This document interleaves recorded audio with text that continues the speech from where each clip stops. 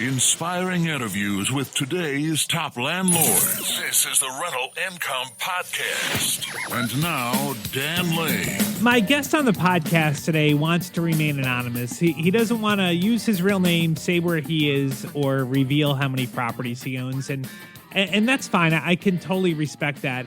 I will say that I did talk to him before the show, and he does own a good number of rentals, and he's been very successful. So I think we can learn a few things today without getting too personal. Welcome to the show. I guess my first question for you is, in your opinion, do you think that any property can be a good investment as long as the numbers work?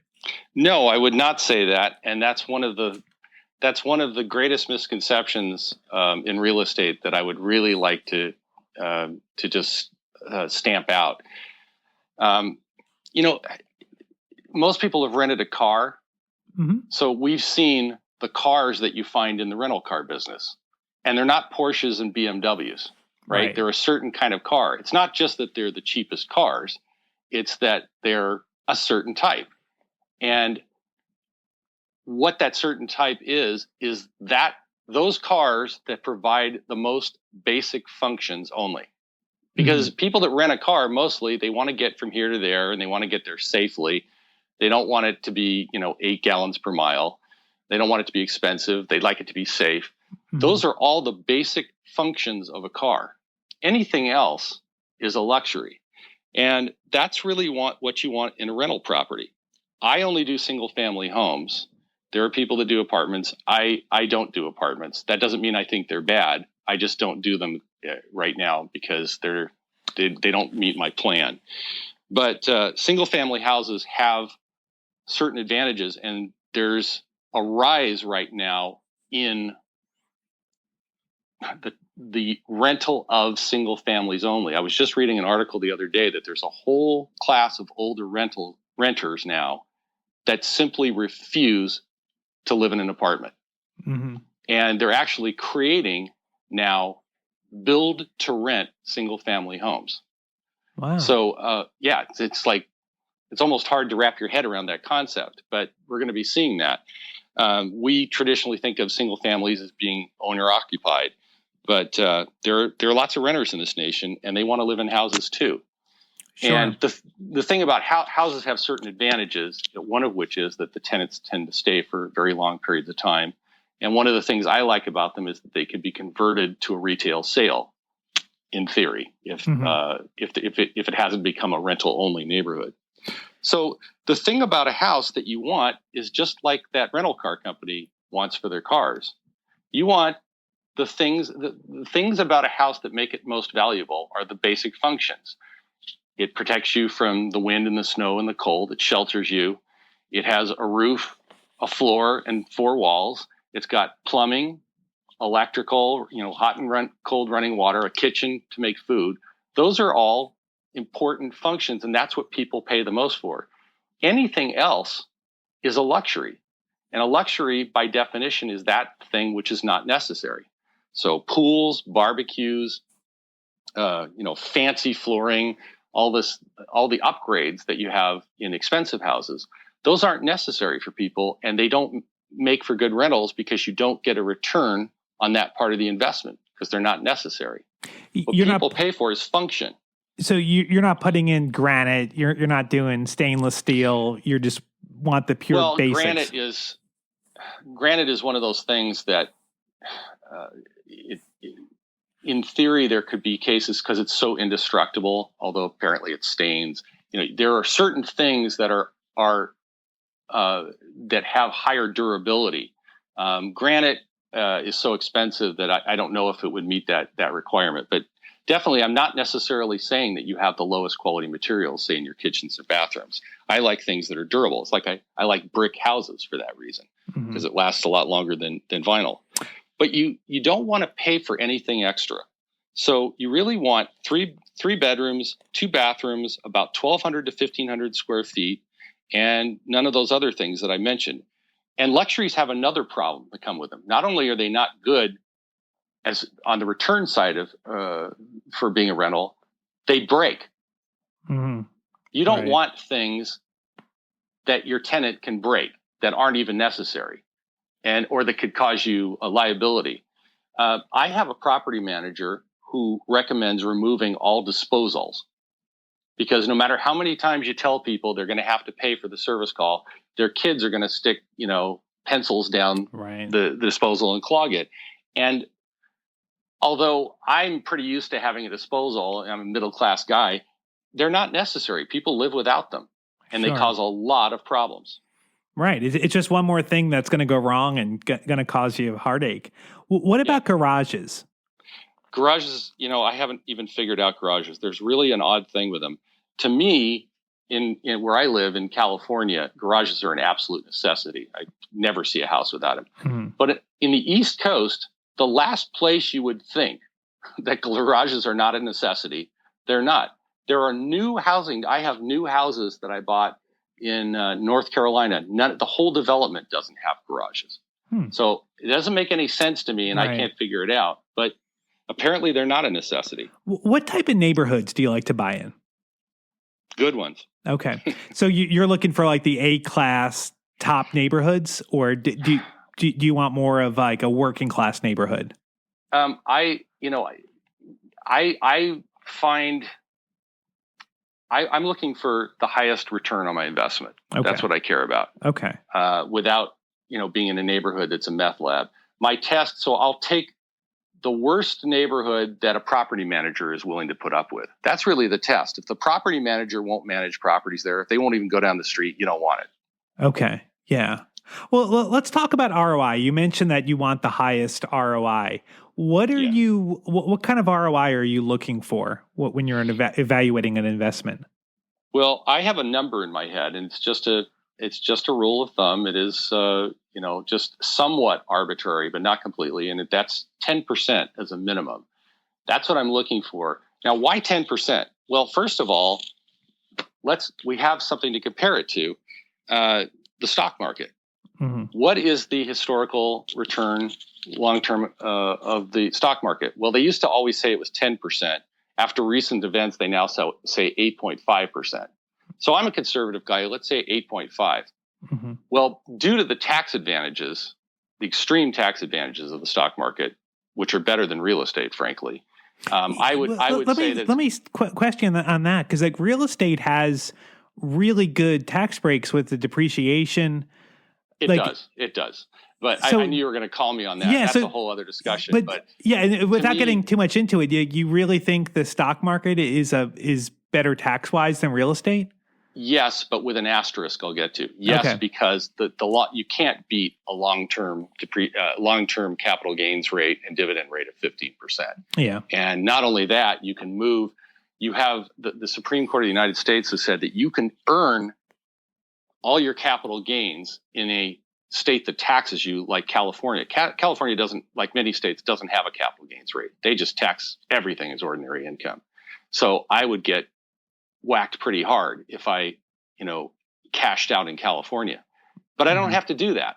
I can wait till I'm ready to retire, move to Tennessee or Nevada or Alaska or Florida, and cash everything out, not pay any state income tax, and there's nothing California can do about it. The Supreme Court has decided that. Okay. So I think that's a huge advantage. Yes, I'm aware there's all sorts of clever trickery you can do in real estate. But my point is, stocks are a push button investment. Mm-hmm. You can sit, on your bed and trade, buy a low cost ETF or mutual fund and get that return and beat all those taxes without really doing anything or taking any risk beyond the investment itself. And that's the part of stocks that's hard to beat. Everything else about it is inferior to real estate, in my opinion. Mm-hmm. So with real estate, with doing a little bit of work, you actually have to get out and really select properties and so forth. You can get a higher return. And I recommend that people do that. But you do have to be selective. Sure. So 10% is the benchmark that you're looking at. Now that's 10% after all your expenses, right? Yes. Okay. So, but it's also including everything, which includes the long-term depreciation, other things that you don't get right off the bat. You're probably. I do have some properties where I actually net 10% just from the rentals after all the expenses. but those are things that you may not be able to just easily find. Yeah, let's talk about these deals, because you were telling me about some of the properties that you were buying at crazy low prices a few years back. Yeah. Tell me about these deals, or tell the listeners about these deals. Well, yeah, I found quite a few deals in North Carolina. These are newer construction houses. I mean, these were houses that were built in 2002, 2003. They were meant to sell for like $110,000 back then. Mm-hmm. And I picked up quite a few of them for in the low 50s. How are you finding them? Well, they found me. Okay. I guess what happened is that I had let it be known that I was looking for a certain type of property. Mm-hmm. And no matter how much you tell people that you're only looking for a single family home with good cash flow, they still come after you with everything else. Sure. Flips and other things. So you have to kiss a lot of frogs. Mm-hmm. But I think what happened is I found a number of people that had tried to compete with the hedge funds and bought foreclosures and flipped them and run out of money. And so they were willing to let the deals go for less than they had hoped. Okay. So I bought two, and then I bought another one, and then another one, and then another one, and another one. So once you start buying them, they come after you. Right. Now, were you buying turnkey rentals, or were these properties that you had to coordinate some kind of rehab on? Well, I'll probably get in trouble saying this, but there's turnkey and then there's turnkey. It seems that everybody and their brother and their mother and grandmother are getting into the turnkey business. Sure. And they may have been in business a whole week. So you want to really check it out. Right. These guys, in theory, I guess they were, they're working class guys that were fixing up properties, and they fancied that they'd be in the turnkey business. And one of the things that these people will do is they will find you a tenant that is, let's say, not quite what you're looking for. Right. I always joke that they go down to Skid Row. Hey, you want to play the part of a tenant for here's $100? Yeah, just get a shave.